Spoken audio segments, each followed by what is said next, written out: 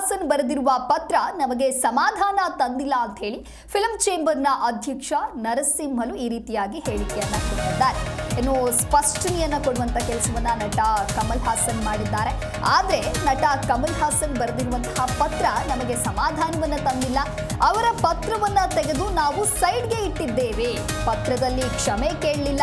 Serious ಆಗಿ ಇದನ್ನ ನಾವು ತೆಗೆದುಕೊಳ್ಳುವುದಿಲ್ಲ ಅಂತ ಹೇಳಿ ಫಿಲ್ಮ್ ಚೇಂಬರ್ ಅಧ್ಯಕ್ಷ ಜಿ ಕನ್ನಡ ನ್ಯೂಸ್ಗೆ ಈ ರೀತಿಯಾಗಿ ಹೇಳಿಕೆಯನ್ನ ಕೊಟ್ಟಿದ್ದಾರೆ.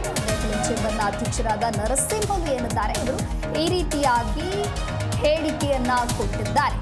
ಇನ್ನು ನಟ ಕಮಲ್ ಹಾಸನ್ ಪತ್ರವನ್ನ ಬರೆದಿದ್ರು. ಇನ್ನು ಇದಕ್ಕೆ ಸಂಬಂಧಪಟ್ಟಂತೆ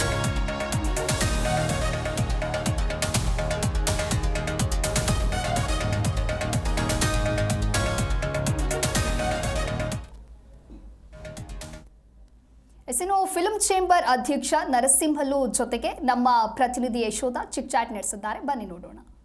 ಕಮಲ್ ಹಾಸನ್ ಅವರ ಪತ್ರ ಯಾರಿಗೂ ಕೂಡ ಸಮಾಧಾನ ತಂದಿಲ್ಲ. ಓದಿದ್ರೆ ಇನ್ನೂ ಕೂಡ ಆಕ್ರೋಶ ಬರೋ ರೀತಿನೇ ಇದೆ. ಸೊ ಇದ್ರ ಬಗ್ಗೆ ನೀವು ಕನ್ನಡಿಗರಾಗಿ ಚೇಂಬರ್ನ ಅಧ್ಯಕ್ಷರಾಗಿ ಏನು ಹೇಳ್ತೀರಾ? ನೀವು ಕನ್ನಡಿಗರಾಗಿ ಕೇಳ್ತೀರಾ?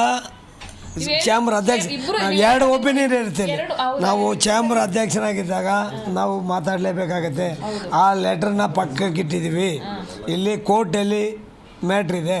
ಕೋರ್ಟಲ್ಲಿ ಏನು ಡಿಸಿಷನ್ ತಗೊಳ್ತಾರೋ ಅವ್ರು ಏನು ನಮ್ಗೆ ಆದೇಶ ಕೊಡ್ತಾರೋ ಅದೇ ಅಂತಿಮ. ಅವರು ಕೋರ್ಟಿಂದ ನಮ್ಗೆ ಆದೇಶ ಬಂದಿದ್ದೆ ಅದನ್ನು ಗೌರವಿಸ್ತೀವಿ. ಆ ಲೆಟ್ರ್ ಬಿಡಿ, ಲೆಟ್ರ್ ಆದರೆ ಏನು ಮೊದಲೆಲ್ಲ ಏನು ಸಮರ್ಥನೆ ಮಾಡ್ಕೊಂಡಿದ್ದಾರಲ್ಲ ಅದನ್ನೇ ಮತ್ತೆ ಪುನರುಚ್ಚರಣೆ ಮಾಡಿದ್ದಾರೆ, ಅದನ್ನೇ ಮಾತಾಡ್ತಾರೆ. ಅದಕ್ಕೆ ನಾವು ಯಾವ ರೀತಿ ಇದು ಮಾಡ್ತೀವಿ? ಯಾಕೆ ಇಷ್ಟೊಂದು ಉದ್ದಡ್ತಾನೆ ಅವ್ರಿಗೆ ಅಂತ ಒಂದು ಕ್ಷಮೆ ಕೇಳಿದ್ರೆ ಮುಗ್ದೆ ಹೋಗ್ತಿತ್ತಲ್ಲ ಅಲ್ವಾ? ಅದನ್ನೇ ನಮ್ಮ ನ್ಯಾಯಾಲಯದಲ್ಲೂ ಕೇಳ್ತಾ ಇದ್ದಾರೆ. ಒಂದು ಕ್ಷಮೆ ಕೇಳ್ಬಿಡಿ, ಅಥವಾ ನೀವು ಕ್ಷಮೆ ಕೇಳ್ತಾ ಇದ್ರೆ ನೀವು ಆಡಿರೋ ಮಾತನ್ನು ವಾಪಸ್ ತಗೊಳ್ಳಿ ಅಂತಾನು ಕೇಳ್ತಾ ಇದ್ದಾರೆ. ಏನು ತೀರ್ಮಾನ ಆಗುತ್ತೆ ನೋಡೋಣ, ವೆಯ್ಟ್ ಮಾಡೋಣ ಇನ್ನೇನು 1 hour. Okay sir. ಅಲ್ಲ ಸರ್, ಈಗ ಮೊನ್ನೆಲ್ಲ ಒಂದಷ್ಟು ಕನ್ನಡಿಗರು ಹೇಳ್ತಾ ಇದ್ರು ಏನಪ್ಪ, ಹೌದು ಕೋರ್ಟ್ ಏನು ಹೇಳುತ್ತೆ ನಾವು ಒಪ್ಕೋಬೇಕು, ಹೌದು ಅವ್ರು ಏನಿಂದ ನಡ್ಕೋಬೇಕು. ಬಟ್ ಕನ್ನಡಿಗರು ಕೆಲವರು ಹೇಳ್ತಾ ಇದ್ರು ಒಂದು ವೇಳೆ ನಾವು ಸಿನಿಮಾಯಲ್ಲಿ ರಿಲೀಸ್ ಆದರೆ ಬೆಂಕಿ ಹಚ್ತೀವಿ, ದೊಡ್ಡ ಮಟ್ಟದಲ್ಲಿ ಹೋರಾಟ ಮಾಡ್ತೀವಿ, ಫಿಲಮ್ ಚೇಂಬರ್ಗೆ ಬೆಂಕಿ ಹಚ್ತೀವಿ, ಥಿಯೇಟರ್ಗಳಿಗೆ ಬೆಂಕಿ ಹಚ್ತೀವಿ ಅಂತೆಲ್ಲ ಹೇಳ್ತಾ ಇದ್ರು.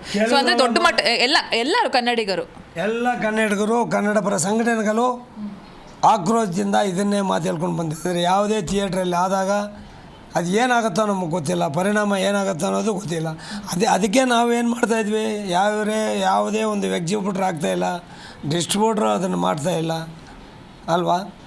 ಅಕಸ್ಮಾತ್ ಅವ್ರ ಪರ ಬರಲಿ ನಮ್ಮ ಪರ ಬರಲಿ ಮೇಡಮ್, ಕೋರ್ಟು ಆದೇಶ ಅಂತೂ ನಾವು ಗೌರವಿಸ್ತೀವಿ. ಅಕಸ್ಮಾತ್ ಅವ್ರ ಪರ ಏನಾರು ಬಂದರೆ ಮತ್ತೆ ನಮ್ಮ ಕನ್ನಡ ಪರ ಸಂಘಟನೆಗಳಾಗ್ಬೋದು, ನಮ್ಮ ಸರ್ಕಾರ ಆಗ್ಬೋದು, ನಮ್ಮ ಕರ್ನಾಟಕದ ಜನತೆ ಆಗ್ಬೋದು, ನಮ್ಮ ಮಾಜಿ ಅಧ್ಯಕ್ಷರುಗಳು, ಕಮಿಟಿ ಎಲ್ಲರೂ ಚರ್ಚೆ ಮಾಡಿಬಿಟ್ಟು ಒಂದು ತೀರ್ಮಾನ ನಿಮ್ಗೆ ತಿಳಿಸ್ತೀವಿ ಸರ್. ಎಲ್ಲ ಅಲ್ಲಿ ಕಮಲ್ ಅವ್ರ ಪರವಾಗಿ ಎಲ್ಲ ನಟ ನಟಿಯರೆಲ್ಲರೂ ಇದ್ದಾರೆ. ಕ್ಷಮೆ ಕೇಳಬೇಡಿ ಅನ್ನೋ ರೀತಿಯಲ್ಲೇ ಇದ್ದಾರೆ ಅವ್ರ ಜೊತೆ, ಅಲ್ಲಿನ ಲೋಕಲ್ ಜನ ಕೂಡ. ಬಟ್ ನಮ್ಮಲ್ಲಿ ನಮ್ಮ ನಟ ನಟಿಯರು ಸ್ಟಾರ್ಗಳೆಲ್ಲ ಎಲ್ಲಿ ಹೋದ್ರು ಅಂತ ಹೇಳಿ ಮೇಡಮ್, ಅಂಥ ವಿಷಯ ಬಂದಾಗ ಎಲ್ಲ ನಟ ನಟಿಯರು ಅವರು ನಮ್ಮ ಜೊತೆಗೆ ಬರ್ತಾರೆ ಅನ್ನೋದು ನಮ್ಗೆ ಆಶಾಭಾವ ಇದೆ ಮೇಡಮ್. ಇವತ್ತು ಎಲ್ಲ ಟೈಮಲ್ಲಿ ನಮ್ಮ ಜೊತೆಗಿದ್ದಾರೆ, ಇವತ್ತು ಇರ್ತಾರೆ. ಅವರವರು ಒಪಿನಿಯನ್ ಹೇಳ್ದೇ ಇರ್ಬೋದು, ಕೆಲವು ಅವ್ರಿಗಾದ ಒಂದು ಕಟ್ಟುಪಾಡುಗಳಿರ್ತವೆ, ಅದರಿಂದ ಹೇಳ್ದೇ ಇರ್ಬೋದು.